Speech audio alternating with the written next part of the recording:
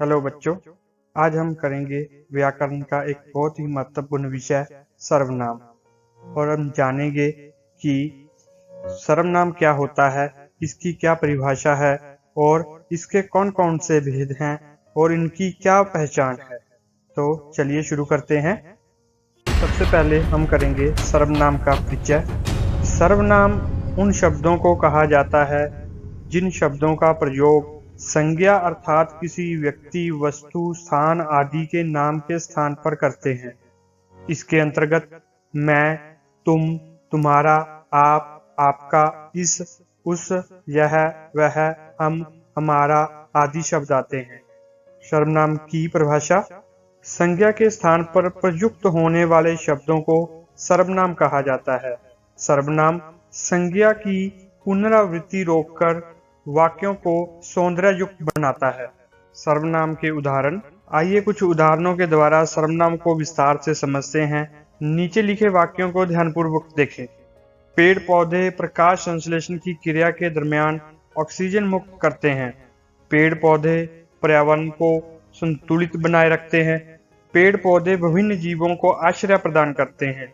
पेड़ पौधे भूख शरण को रोकते हैं। पेड़ पौधों से हमें फल फूल, दवाएं, इमारती लकड़ी आदि मिलते हैं। अब इन वाक्यों पर गौर करें। पेड़ पौधे प्रकाश संश्लेषण की क्रिया के दरमियान ऑक्सीजन मुक्त करते हैं। वे पर्यावरण को संतुलित बनाए रखते हैं। वे विभिन्न जीवों को आश्रय प्रदान करते हैं। वे भूख शरण को रोकते हैं। उनसे हमें फल फूल, दवाएं, इमारती लकड़ी आदि मिलते हैं। आपने क्या देखा? प्रथम 5 वाक्यों में संज्ञा पेड़ पौधे दोहराए जाने पर वाक्य भद्दे हो गए, जबकि नीचे के 5 वाक्य सुंदर हैं। आपने यह भी देखा होगा कि वे और उनसे पद पेड़ पौधे की ओर संकेत करते हैं। अतः उक्त वाक्य में वे और उनसे सर्वनाम है। सर्वनाम के भेद: सर्वनाम के 5 भेद होते हैं। पुरुषवाचक सर्वनाम, निजवाचक सर्वनाम, निश्चयवाचक सर्वनाम, अनिश्चयवाचक सर्वनाम, प्रश्नवाचक सर्वनाम और संबंधवाचक सर्वनाम। तो चलिए अब इनके बारे में हम जानते हैं। सबसे पहले पुरुषवाचक सर्वनाम। जिन सर्वनाम शब्दों का प्रयोग वक्ता द्वारा खुद के लिए या दूसरे के लिए किया जाता है उसे पुरुषवाचक सर्वनाम कहते हैं। जैसे मैं, हम वक्ता द्वारा खुद के लिए प्रयोग किए जाते हैं। तुम और आप सुनने वाले के लिए प्रयोग किए जाते हैं। और यह, वह, ये, वे किसी और के बारे में बात करने के लिए प्रयोग किए जाते हैं आदि। पुरुषवाचक सर्वनाम के उदाहरण: नीचे लिखे उदाहरणों को देखें। मैं फिल्म देखना चाहता हूँ। मैं घर जाना चाहती हूँ। आप कहते हैं तो ठीक ही होगा। तुम जब तक आए तब तक वह चला गया।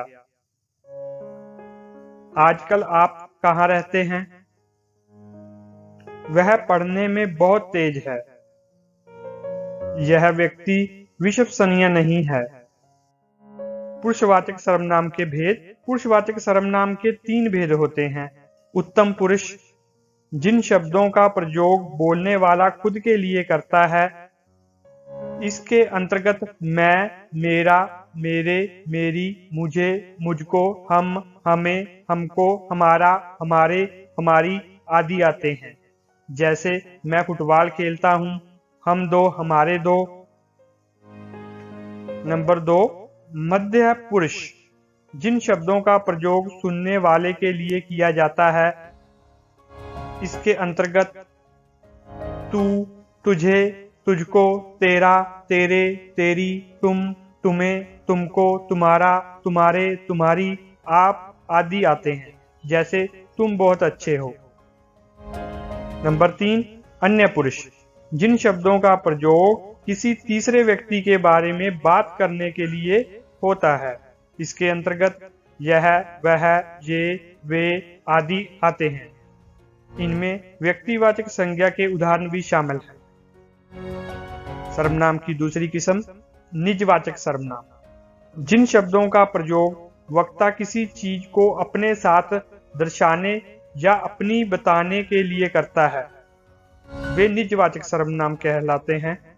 निजवाचक सर्वनाम के उदाहरण जानते हैं, जैसे मैं अपने कपड़े स्वयं धो लूंगा, मैं वहां अपने आप चला जाऊंगा, अपने देश की सेवा करना ही मेरा लक्ष्य है,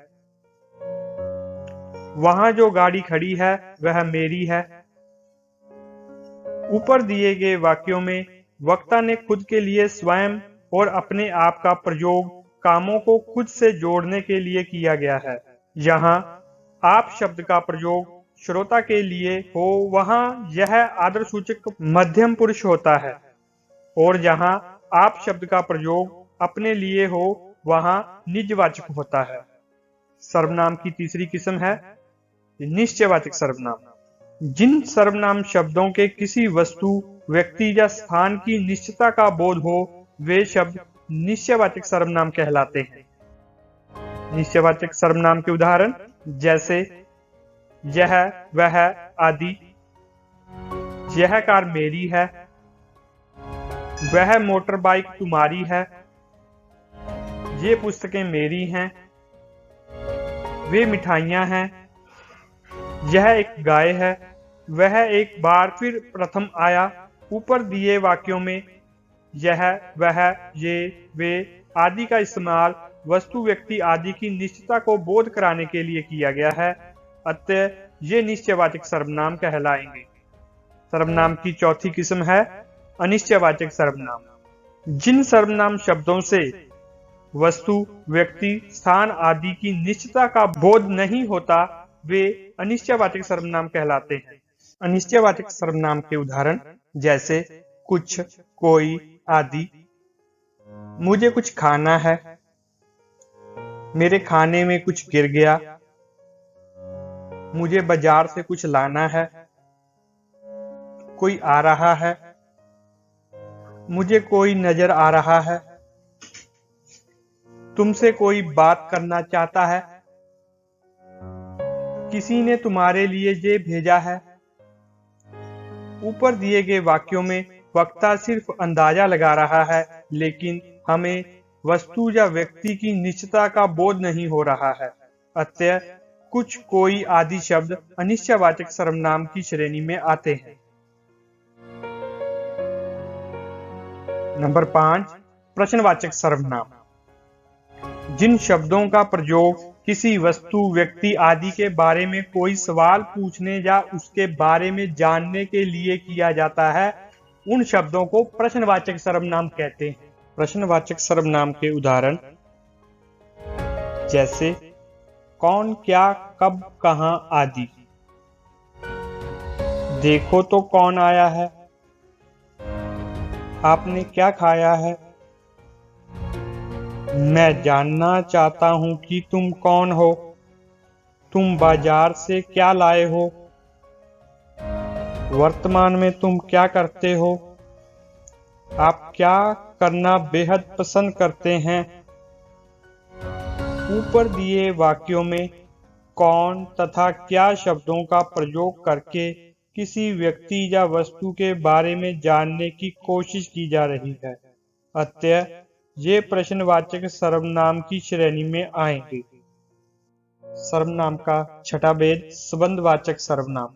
जिन सर्वनाम शब्दों का प्रयोग किसी वस्तु या व्यक्ति का संबंध बताने के लिए किया जाए वे संबंधवाचक सर्वनाम कहलाते हैं। संबंधवाचक सर्वनाम के उदाहरण जैसे जो, सो, जैसा, वैसा आदि। जैसी करनी, वैसी भरनी। जो सोवेगा सो खोवेगा, जो जागेगा सो पावेगा। जैसा बोओगे वैसा काटोगे। ऊपर दिए वाक्यों में जो, सो, वह, जैसे, वैसे शब्दों का प्रयोग करके किसी वस्तु या व्यक्ति से संबंध बताया जा रहा है, अतः ये शब्द संबंधवाचक सर्वनाम की श्रेणी में आते हैं।